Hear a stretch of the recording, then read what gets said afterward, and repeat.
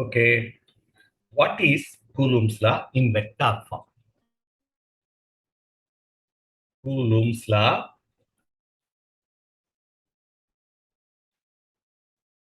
and vector form.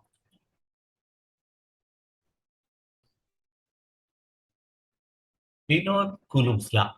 Coulomb's law of electrostatics. There are two charges. This may be positive or negative. It's not a matter. The force of attraction or repulsion between two point charge is directly proportional to product of the charges, inversely proportional to square of distance between them. This is called Coulomb's law. The force of attraction or repulsion between two point charges, because if they are positive, they will repel. If both are negative, they will repel. One is positive, one is negative, they will attract. The force is directly proportional to product of the charges, inversely proportional to the square of distance between them. And the proportionality sign is removed by a constant. We know about that. 1 by 4 pi epsilon naught, where epsilon naught is called permittivity of free space, q1, q2 by r squared.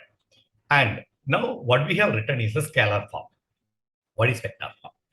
Vector means force is a vector quantity, so it should have a direction. So force offered by 1 on 2, 1 on 2 will be pushed this direction, because let us assume both are positive charge. Force of offered by 1 on 2 is, this direction is written as, this direction is, we are taking this direction into unit vector. So R 2, 1. This is the direction that we are representing. That's all. R 2, 1. But what is the force offered by 2 on 1? Force offered by 2 on 1. That direction will be this side. Force offered by 2 on 1 is, the magnitude is same. 1 by 4 pi epsilon naught into q1, q2 by r squared. Magnitude same da, on a direction. Ipo r1, 2 cap. R1, 2 cap. What is our conclusion? This is called vector form.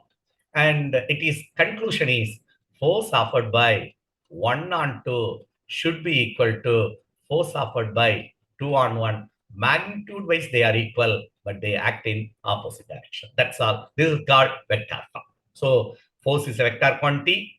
We know the law. Force of attraction between the two charges is directly proportional product of the charges, inversely proportional square of distance between them. Proportionality sign is removed. Now we have written vector form.